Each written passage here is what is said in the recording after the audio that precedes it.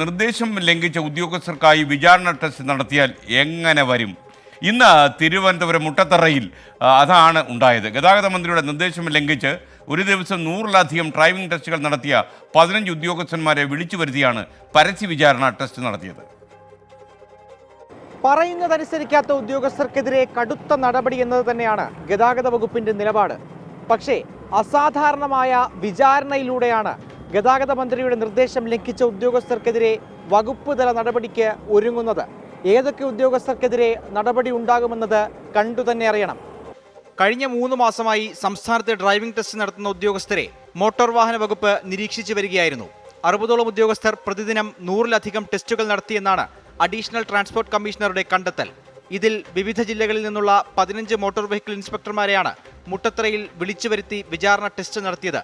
Motor വാഹന വകുപ്പിലെ ഉയർന്ന ഉദ്യോഗസ്ഥരാണ് ടെസ്റ്റിന് നേതൃത്വം നൽകിയത്. ഇത്രയും ടെസ്റ്റുകൾ എങ്ങനെ നടത്തിയെന്ന് ഉദ്യോഗസ്ഥർ പരിശോധിക്കും. ഹെച്ചും റോഡ് ടെസ്റ്റും ഉൾപ്പെടെ നടത്തിയാണ് ടെസ്റ്റിനെടുക്കുന്ന സമയം ഉയർന്ന ഉദ്യോഗസ്ഥർ പരിശോധിക്കുന്നത്. പിഴവ് കണ്ടെത്തുന്ന ഉദ്യോഗസ്ഥർക്കെതിരെ കടുത്ത നടപടിക്കൊരുങ്ങുകയാണ് ഗതാഗത വകുപ്പ്. ബാക്കിയുള്ള മുഴുവൻ ഉദ്യോഗസ്ഥരെയും വരും ദിവസങ്ങളിൽ ടെസ്റ്റിന് വിളിപ്പിക്കും. അതേസമയം മന്ത്രിയുടെ ഇത്തരം നടപടികളിൽ ഒരു വിഭാഗം ഉദ്യോഗസ്ഥർക്ക് വിയോജിപ്പുണ്ട്. പരസ്യ വിചാരണയല്ല എന്നാണ് മോട്ടോർ വാഹന വകുപ്പിന്റെ വിശദീകരണം. ഉദ്യോഗസ്ഥരെ വിളിച്ചു വരുത്തി ഉയർന്ന ഉദ്യോഗസ്ഥരുടെ നേതൃത്വത്തിൽ ടെസ്റ്റ് ചെയ്യുന്നത് വിചാരണ തന്നെയെന്ന് ഒരു വിഭാഗം. വിചാരണയല്ല, എത്ര ടെസ്റ്റുകൾ നടത്താൻ കഴിയുമെന്ന് പരിശോധിക്കലാണ് ലക്ഷ്യമെന്ന് മറ്റൊരു വിഭാഗം. എന്തായാലും മന്ത്രിയുടെ മുന്നിലെത്തുന്ന റിപ്പോർട്ടിൽ എന്ത് നടപടിയാണ് സ്വീകരിക്കുക എന്നത് കണ്ടു തന്നെ അറിയണം. അഖിൽ ഷാ അൻസാർ, 24 തിരുവനന്തപുരം. പൊതുജനം കഴുതയല്ല സാർ. ഒരു ചടങ്ങിന് വേണ്ടി ടെസ്റ്റ് നടത്തി എണ്ണം കൂട്ടിയിട്ട് ഒരു കാര്യവുമില്ല. നിരുത്തരവാദിത്വം കാണിക്കുന്ന ഉദ്യോഗസ്ഥന്മാർക്ക് ചെറിയ പണിഷ്മെൻ്റൊക്കെ കൊടുക്കണമെന്നാണ് പൊതുജനങ്ങളുടെ അഭിപ്രായം. കാണാം ചിലരുടെ പ്രതികരണങ്ങൾ. പ്രോപ്പർ കമ്മ്യൂണിക്കേഷൻ സമയത്ത് കിട്ടാത്തതിൽ വന്ന അപാകത കൊണ്ട് ഉദ്യോഗസ്ഥന്മാരെ ശിക്ഷിക്കുന്നത് ശരിയല്ല. അത് കാര്യങ്ങൾ കൃത്യമായും ഉള്ള കമ്മ്യൂണിക്കേഷൻ സദാസമയം കൊടുത്തിരുന്നുവെങ്കിൽ ഈ കൺഫ്യൂഷൻ ഒഴിവാകുമായിരുന്നു. മന്ത്രിയുടെ ഒരു തീരുമാനത്തിന് അതിര് കിടക്കുന്നത് ശരിയല്ലല്ലോ. അല്ലെങ്കിൽ പിന്നെ മന്ത്രി എന്നുള്ളതിൻ്റെ ആ ഒരു പേരില്ല. അത് 60 ടെസ്റ്റ് എന്ന് പറയുന്നത് അത്രയും നല്ല ഇതിലേക്ക് കാര്യക്ഷമമായി വരാൻ വേണ്ടിയിട്ടാണല്ലോ.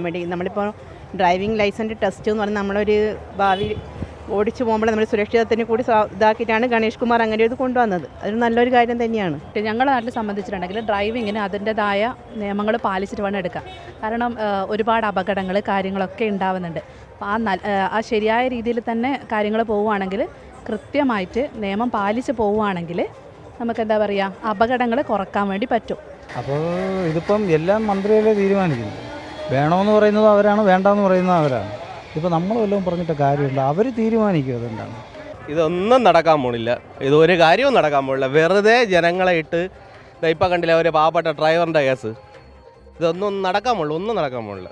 60 ആവശ്യമല്ല. ഇപ്പോൾ തന്നെ ലൈസൻസ് പെൻഡിങ് ആയിട്ട് ഏകദേശം 1000-ലേറെ അപേക്ഷകൾ ഇപ്പോഴും കിടപ്പുണ്ട്.